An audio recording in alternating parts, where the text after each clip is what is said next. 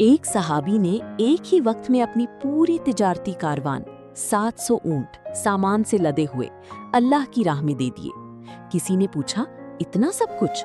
تو انہوں نے کہا میں چاہتا ہوں کہ اللہ مجھ سے راضی ہو جائے۔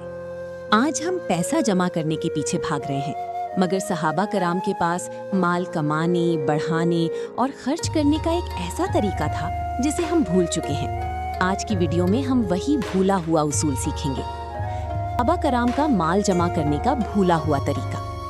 السلام علیکم اور خوش آمدید میرے چینل میں۔ آج کے دور میں ہم مال و دولت کو صرف اپنی زندگی کا مقصد بنا چکے ہیں۔ زیادہ کمانا، زیادہ جمع کرنا اور زیادہ رکھنا، یہی ہماری کامیابی کا پیمانہ بن گیا ہے۔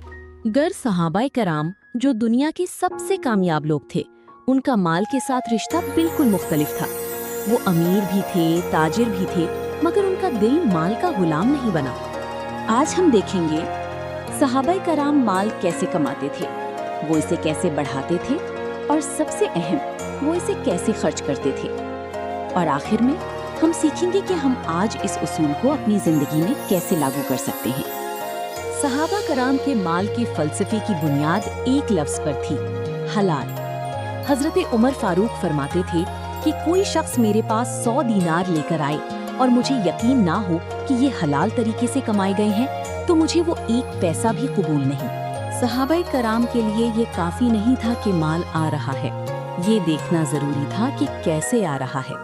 دھوکہ، جھوٹ، سود، ناپ تول میں کمی، ان سب سے وہ اس طرح بچتے تھے جیسے آگ سے بچا جاتا ہے۔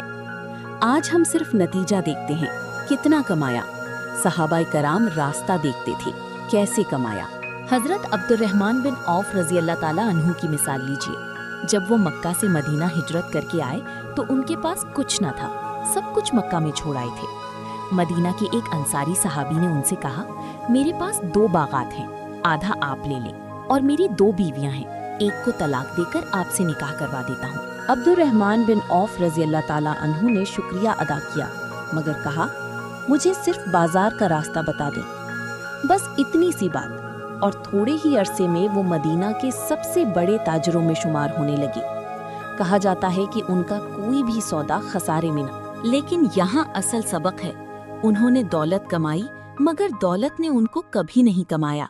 جب وہ فوت ہوئے تو انہوں نے اپنی وفات سے پہلے ہی اپنی بیشتر دولت اللہ کی راہ میں، بدر کے باقی صحابہ کے لیے اور غریبوں کے لیے وقف کر دی۔ مال ان کے ہاتھ میں تھا، دل میں نہیں۔ جہاں آج لوگ کتنا جمع کروں میں مقابلہ کرتے ہیں، صحابہ کرام کتنا دوں میں مقابلہ کرتے تھے۔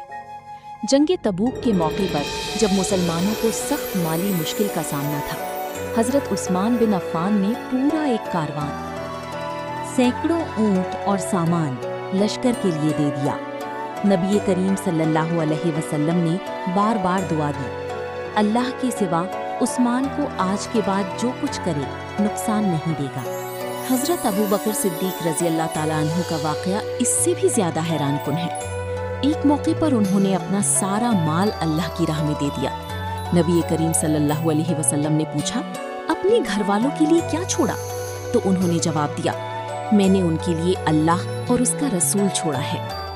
سوچیں، یہ لوگ فقیر نہیں تھے، یہ کامیاب تاجر اور مالدار افراد تھے، مگر ان کے نزدیک مال کی قدر اسی میں تھی کہ وہ خرچ ہو، رک نہ جائے۔ تو صحابہ کرام کا وہ بھولا ہوا اصول کیا تھا؟ یہ نہیں کہ مال مت کماؤ۔ صحابہ کرام نے تجارت کی، منافع کمایا، ترقی کی۔ اصل اصول یہ تھا، مال کو مقصد نہ بناؤ، مال کو ذریعہ بناؤ۔ وہ کماتے تھے تاکہ اپنی ضروریات پوری کریں، اپنے خاندان کا خیال رکھیں اور پھر اللہ کی راہ میں خرچ کر کے آخرت کے لیے ذخیرہ کریں۔ نبی کریم صلی اللہ علیہ وسلم نے فرمایا دولت مندی مال کی کثرت کا نام نہیں بلکہ دل کی بے نیازی کا نام ہے۔ یہی وہ سبق ہے جو ہم بھول چکے ہیں۔ ہم مال کو دل میں بسا لیتے ہیں، جبکہ صحابہ کرام رضی اللہ عنہ اسے صرف ہاتھ میں رکھتے تھے۔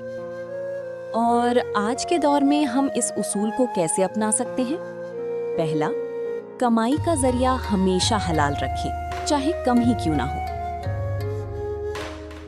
دوسرا، ہر ماہ کچھ نہ کچھ صدقہ ضرور کریں، चाहे थोड़ा ही हो, इसे आदत बनाएं। तीसरा, ज़कात को सिर्फ फर्ज ना समझें, बल्कि अपने माल की पाकीज़गी का जरिया समझें। चौथा, ये सवाल खुद से पूछें, क्या मैं माल का मालिक हूँ या माल मेरा मालिक बन चुका है?